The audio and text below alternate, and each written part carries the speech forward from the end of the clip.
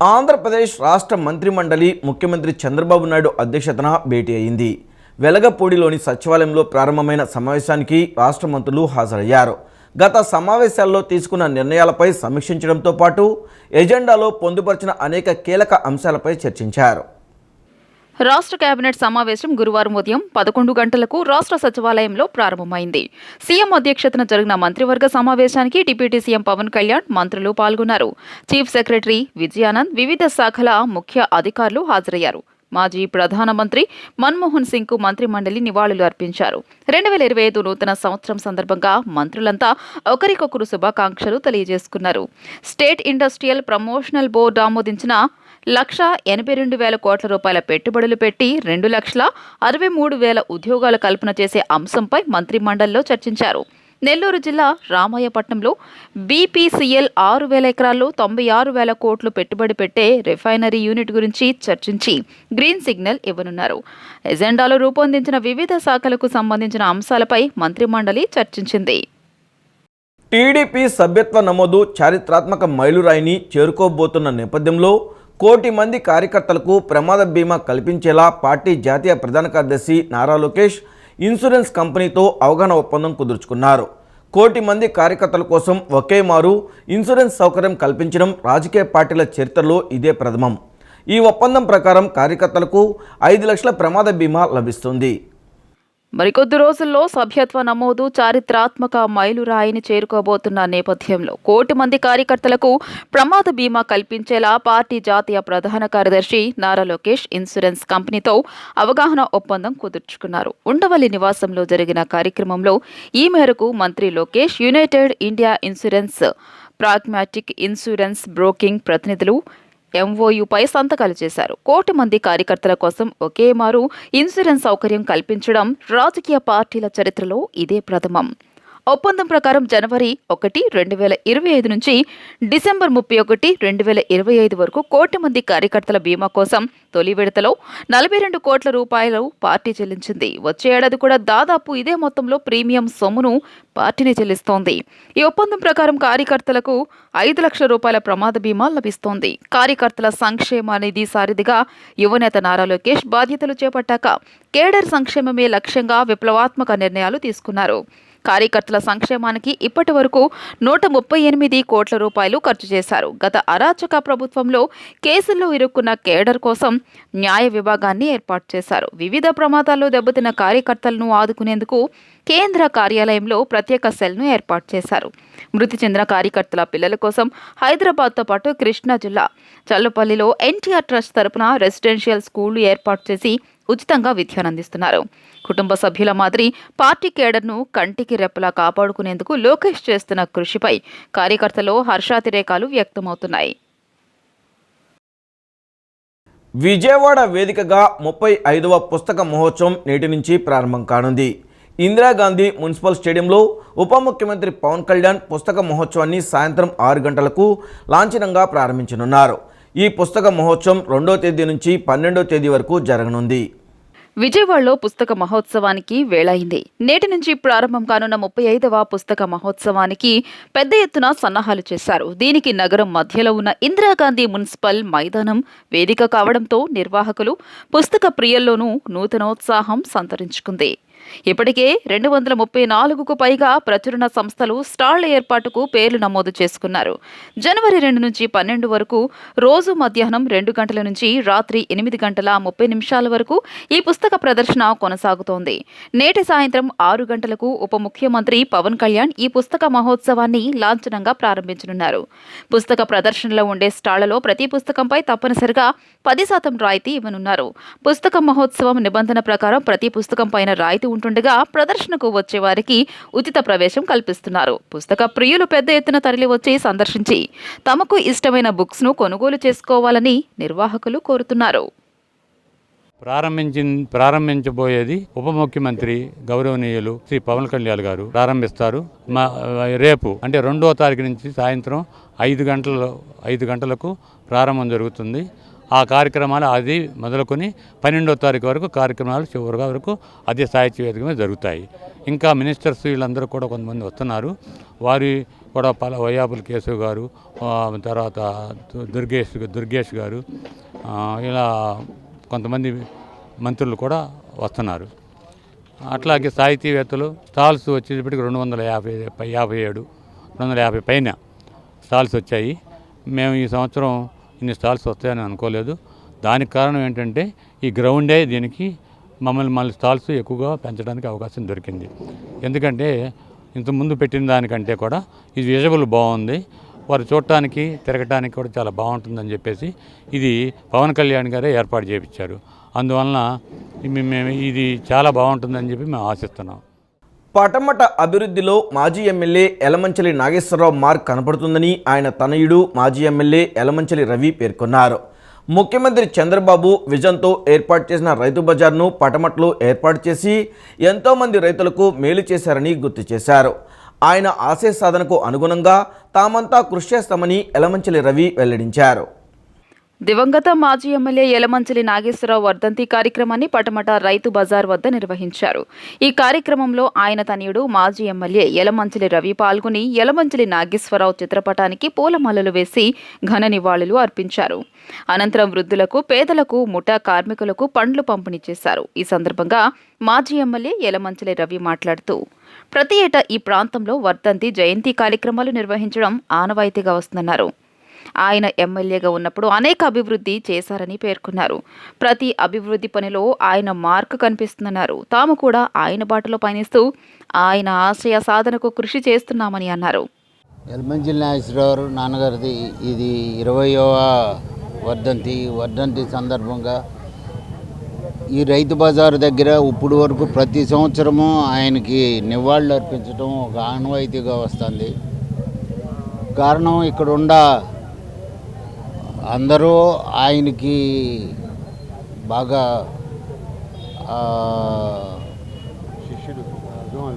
చెప్పాలంటే అది అభిమానించే వ్యక్తులుగా లేకపోతే ప్రేమించే వ్యక్తులుగా ఆయన మీద ఇది ఇప్పుడు వరకు మర్చిపోకుండా చూపెడుతున్నందుకు వాళ్ళకి నేను కృతజ్ఞుడై ఉంటాను. అదేవిధంగా నాన్నగారు ఎమ్మెల్యేగా ఉన్నప్పుడు దాదాపు ఆ రోజుల్లోనే ఇక్కడ ఈ కాన్స్టిట్యున్సీ అభివృద్ధి ఆ రోజున డొంకల్లో ఉండేవ్వండి, లేకపోతే లింక్ రోడ్లో ఉండేవ్వండి, కాలువలో పుడికిలు తీయటం ఉండేవ్వండి, లేకపోతే ఈ హాస్పిటల్స్ అవనివ్వండి, ఇట్లా ప్రతి దాంట్లోనూ ఆయన చురుకుగా ఫండ్స్ తీసుకొచ్చి అవన్నీ అభివృద్ధి చేయడం జరిగింది. అనంతరం కోనేరు వెంకటేశ్వరరావు మాట్లాడుతూ యలమంచిలి నాగేశ్వరరావు వర్ధంతి కార్యక్రమం ప్రతి ఏటా ఇక్కడ నిర్వహిస్తున్నామని వెల్లడించారు. యలమంచిలి నాగేశ్వరరావు పటమటలో రైతు బజార్ను ఏర్పాటు చేశారని గుర్తు చేశారు. లంచాలకు తావు లేకుండా నిజమైన రైతులకు షాపులు కేటాయించాలని కోరారు. నాగేశ్వరరావు మా మామగారు అనే నాగేశ్వరరావుకి ప్రతి సంవత్సరం 2వ తారీఖున ఇటువంటి కార్యక్రమం చేస్తున్నాం.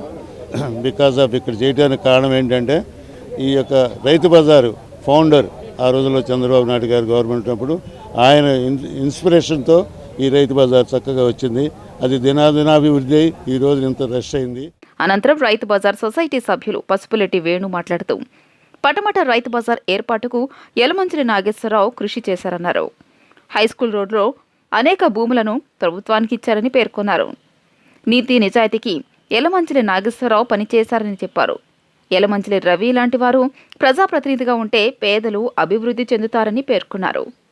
మంచి హృదయము, అలాంటి హృదయం గల్లా వాళ్ళు ఆనాడు 2004 ముందు యలమంచిలి నాగేశ్వరరావు గారు కంకిపాడు నియోజకవర్గం అప్పుడు ఇది బ్రహ్మాండంగా చంద్రబాబు గారు నాయకత్వంలో నాగేశ్వరరావు గారు నీతి నిజాయితీ అంటే అలాంటి నాయకులు దూరం మనకి కనపడతలేదు. ఇప్పుడు అలాంటి నాయకులు కొత్తగా మళ్ళీ కూటమిలో కొంతమంది నాయకులు బాగా కొత్తగా పనిచేస్తున్నారు. అట్లాగే ఆ నాగేశ్వరరావు గారి సిద్ధాంతాలు తీసుకొని ఆనాడు చంద్రబాబు నాయుడు గారు అంటే కట్టు చూపుతో చూస్తే చాలు ఎవరైనా వ్యవస్థ బ్రహ్మాండంగా ఉండేది. మళ్ళీ ఆ వ్యవస్థ రావాలని నాగేశ్వరరావు గారు లాంటి వాళ్ళు యలమించి రవి గారు లాంటి వాళ్ళు నీతి నిజాయితీ గల వాళ్ళు రాజకీయాల్లో ఎమ్మెల్యేలుగా మంత్రులుగా పనిచేస్తే ఈ రాష్ట్రం ఎంతో ముందుకి సాగిద్ది.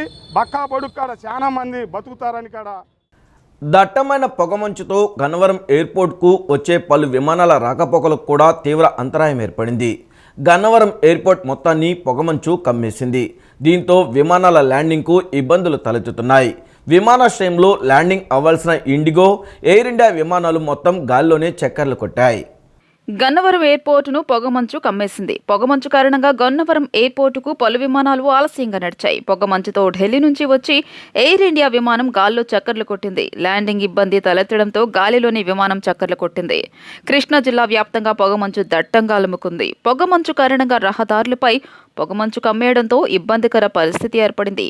దట్టమైన పొగమంచుతో గన్నవరం ఎయిర్పోర్టుకు వచ్చే పలు విమానాల రాకపోకలకు కూడా తీవ్ర అంతరాయం ఏర్పడింది. విమానాశ్రయంలో ల్యాండ్ అవ్వాల్సిన ఇండిగో, ఎయిర్ ఇండియా విమానాలు మొత్తం గాల్లోనే చక్కర్లు కొట్టాయి. గమ్యం చేరాల్సిన విమానాలు గాల్లోనే పలుమార్లు చక్కర్లు కొట్టడంతో ప్రయాణికులు తీవ్ర భయాందోళనకు గురయ్యారు. భయపడాల్సిన అవసరం లేదని, వాతావరణం అనుకూలించిన వెంటనే క్లియరెన్స్ ఇస్తామని ఎయిర్పోర్ట్ అధికారులు సూచనలు చేశారు.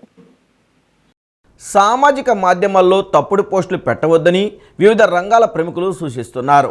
అభ్యంతరకర పోస్టులు, ఫేక్ న్యూస్ వ్యాప్తి చేయొద్దని రాష్ట్ర ప్రభుత్వ సలహాదారు చాగంటి కోటేశ్వరరావు, సినీ నటుడు తేజ సజ్జా కోరారు.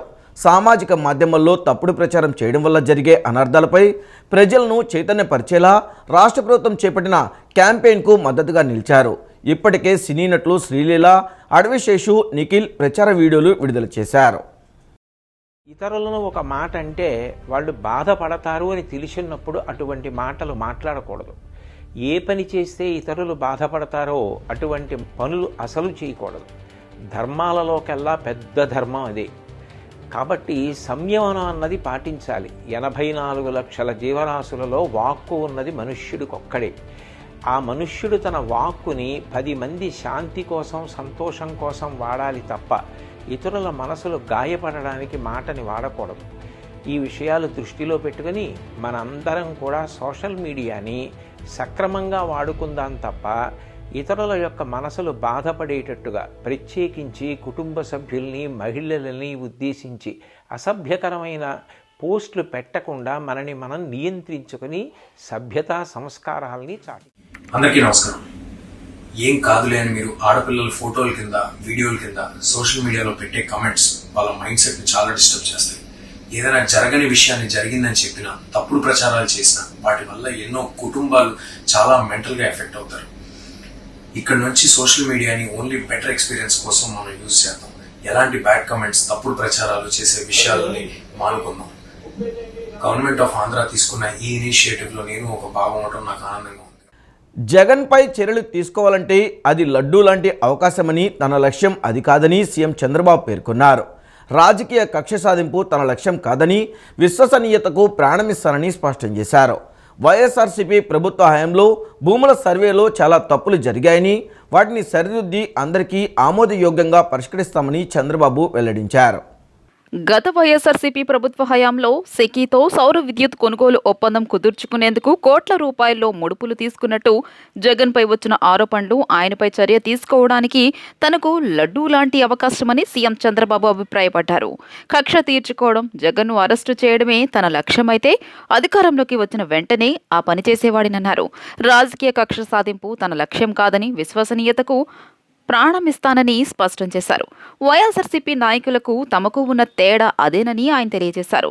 ఎన్టీఆర్ భవన్లో మీడియాతో జరిగిన ఇష్టాగోష్ఠిలో సెకీతో ఒప్పందం అంశాలపై చంద్రబాబు మాట్లాడారు. సెకీ ఒప్పందం రద్దు చేస్తే జరిమానా కట్టాల్సి వస్తుందని సీఎం తెలియజేశారు. జగన్పై చర్య తీసుకోవాలంటే ఆయన ఎదుర్కొంటున్న అభియోగాలు నిర్ధారణ కావాలన్నారు. దీనిపై మరింత స్పష్టతకు వచ్చే వరకు చర్యలకు దిగలేమని తెలియజేశారు. జగన్ ప్రభుత్వం లేనిపోని భూ వివాదాల్ని రేకెత్తించి తేనె తుట్టెను కదిపిందని, వాటిని ఒక్కొక్కటిగా చక్కదిద్దుకుంటూ వస్తున్నామని సీఎం తెలియజేశారు. తమకు వస్తున్న వినతుల్లో అత్యధికం భూ వివాదాలవేనని, రెవెన్యూ సదస్సులు పూర్తయ్యాక వాటిపై చాలా వరకు స్పష్టత వస్తుందన్నారు. వైఎస్ఆర్సీపీ ప్రభుత్వ హయాంలో భూముల సర్వేలో చాలా తప్పులు జరిగాయని, వాటిని సరిదిద్ది అందరికీ ఆమోదయోగ్యంగా పరిష్కరిస్తామని చంద్రబాబు వెల్లడించారు. విశాఖపట్నం జిల్లాలోని పంచ గ్రామాల సమస్య పరిష్కారం కోసం తదుపరి కేబినెట్ భేటీలో నిర్ణయం తీసుకుంటామని సీఎం సీఎం అన్నారు. సింహాచలం దేవస్థానం భూములని వాటికి బదులు దేవస్థానానికి అంతే విలువగల ప్రత్యామ్నాయ భూములు ఇవ్వాలని తెలిపారు. ప్రజల మనోభావాలతో ముడిపడిన అంశం కాబట్టి దీన్ని సున్నితంగా పరిష్కరించాలన్నారు. 2014-19 మధ్య విశాఖ, విజయవాడ, తిరుపతి విమానాశ్రయాల్ని అంతర్జాతీయ స్థాయికి తెచ్చామని సీఎం గుర్తు చేశారు. గత 5 ఏళ్లలో అది రివర్స్ అయిందని మండిపడ్డారు. విజయవాడ, తిరుపతి నుంచి అంతర్జాతీయ విమాన సర్వీసులు ప్రారంభించేందుకు చర్యలు తీసుకుంటామని సీఎం చంద్రబాబు వెల్లడించారు. కృష్ణా జిల్లా బందరు తాలూకా పిఎస్లో విచారణకు మాజీ మంత్రి పేర్ని నాని భార్య పేర్ని జయసుధ హాజరయ్యారు. సుమారు 2 గంటలకు పైగా సిఐ యేసుబాబు పేర్ని జయసుధను విచారించారు. అవసరమైతే మరోసారి విచారణకు పిలుస్తామని వెల్లడించారు. కృష్ణా జిల్లా మచిలీపట్నంలో రేషన్ బియ్యం మాయం కేసులో మాజీ మంత్రి పేర్ని నాని సతీమణి జయసుధ పోలీసు విచారణకు హాజరయ్యారు. సుమారు 2 గంటలకు పైగా సిఐ యేసుబాబు పేర్ని జయసుధను విచారించారు. అవసరమైతే మరోసారి విచారణకు పిలుస్తామని వెల్లడించారు. ఈ కేసులో జయసుధ A1గా ఉన్నారు. ఇప్పటికే ఆమెకు ముందస్తు బెయిల్ మంజూరు చేసిన న్యాయస్థానం పోలీసుల విచారణకు సహకరించాలని ఆదేశించింది. దీంతో విచారణకు రావాలని పోలీసులు ఆమెకు నోటీసులు జారీ చేశారు. ఈ నేపథ్యంలో ఆమె న్యాయవాదులతో కలిసి బందరు తాలూకా పోలీస్ స్టేషన్లో విచారణకు హాజరయ్యారు. వాహనాలు తనిఖీ చేస్తున్న పోలీసుల పైనుంచి దూసుకెళ్లిందో కారు. ఈ ఘటనలో 2 కానిస్టేబుళ్లు తీవ్రంగా గాయపడ్డారు. న్యూ ఇయర్ వేళ కాకినాడలో జరిగిన ఈ ఘటన స్థానికంగా కలకలం రేపింది. కిర్లంపూడి మండలం కృష్ణవరంలో జాతీయ రహదారిపై పోలీసులు వాహన తనిఖీలు చేపట్టారు. ఈ క్రమంలో వాహనం ముందు నిల్చున్న కిర్లంపూడి స్టేషన్ కానిస్టేబుల్ లోవరాజ్తో పాటు మరో కానిస్టేబుల్ను ఢీకొట్టారు. గంజాయి అక్రమ రవాణాను అడ్డుకునేందుకు యత్నించిన 2 కానిస్టేబుళ్ల మీద నుంచి కారు దూసుకెళ్లిన ఘటన కాకినాడ జిల్లాలో చోటు చేసుకుంది. కిర్లంపూడి మండలం కృష్ణవరం టోల్ ప్లాజా వద్ద మంగళవారం రాత్రి పోలీసులు తనిఖీలు చేపట్టారు. అర్ధరాత్రి సుమారు 1:30 సమయంలో విశాఖ వైపు నుంచి రాజమహేంద్రం వైపు వెళ్తున్న కారును పోలీసులు ఆపారు. కారుని చుట్టుముట్టి వివరాలు తెలుసుకుంటుండగానే ఫాస్ట్ ట్రాక్ ద్వారా టోల్ పన్ను చెల్లించిన డ్రైవర్ వేగంగా కారును ముందుకు పోనిచ్చారు. ఈ క్రమంలో వాహనం ముందు నిలిచిన కిర్లంపూడి స్టేషన్ కానిస్టేబుల్ లోవరాజ్తో పాటు మరో కానిస్టేబుల్ను ఢీకొట్టారు. వెంటనే అప్రమత్తమైన పోలీసులు వాహనాన్ని వెంబడించడంతో రాజానగర్ వద్ద కారును వదిలేసి దుండగులు పరారయ్యారు. కారు గంజాయిని స్వాధీనం చేసుకున్న పోలీసులు జీలుగుమల్లి వద్ద నిందితుల్ని అదుపులోకి తీసుకున్నారు. గాయపడ్డ 2 కానిస్టేబుళ్లను ఆసుపత్రికి తరలించి చికిత్స అందిస్తున్నారు. ఒక పక్క బెజవాడ, మరోవైపు అమరావతి రాజధాని ప్రాంతం. చలి దుప్పటి కప్పుకుంటే పవిత్రమైన కృష్ణానదిపై మంచు చాపల పరుచుకున్న అందాలు చూపర్ల మనసుకు ఎంతో ఆహ్లాదాన్ని ఇస్తున్నాయి. ఉదయాన్నే మంచంపై నుంచి దిగేందుకు బద్దకించే నగరవాసికి భిన్నంగా దట్టమైన పొగమంచులో పనులకు పరుగులు తీసే రైతు బిడ్డలు, అరవిచ్చిన తామరలు, పక్షుల కిలకిల రావాలు వెరసి ప్రకృతి రూపుదిద్దిన సుందర దృశ్యాలు పలువురిని ఎంతగానో ఆకట్టుకుంటున్నాయి. అందమైన దృశ్యాలు ఆహుతులను అలరిస్తున్నాయి. దట్టమైన పొగమంచు కాశ్మీర్ అందాలను తలపిస్తుంది. అటు అమరావతిని ఇటు నగరాన్ని చలి వణికిస్తోంది. సాయంత్రమైందంటే చాలు శీతల గాలులకు నగరవాసులు గజగజ వణికిపోతున్నారు. రాత్రి ఉష్ణోగ్రతలు పలు ప్రాంతాల్లో సాధారణం కంటే తక్కువగా నమోదవుతున్నాయి. అమరావతి ప్రాంతంలో కొద్ది రోజుల క్రితంతో పోలిస్తే స్వల్పంగా ఉష్ణోగ్రతలు పెరిగినా ఉత్తరాది నుంచి వీస్తున్న శీతల గాలులతో చలి తీవ్రత కొనసాగుతోంది. ఉదయం వేళ శివార్లలో మంచు అధికంగా కురుస్తోంది. పొగ మంచు దట్టంగా అలుముకుంటోంది. ఉదయం 8 గంటల వరకు పలు ప్రాంతాల్లో ఇదే పరిస్థితి. రహదారులపై ఎదురుగా వచ్చే వాహనాలు కనిపించక ఇబ్బందులు పడుతున్నారు. మంచు ప్రభావం వల్ల చల్లని గాలులకు వృద్ధులు తీవ్ర ఇబ్బందులు పడుతున్నారు. గరిష్ట ఉష్ణోగ్రతలు తగ్గి కనిష్ట ఉష్ణోగ్రతలు స్వల్పంగా పెరిగే సూచనలున్నట్లు తెలియజేసింది.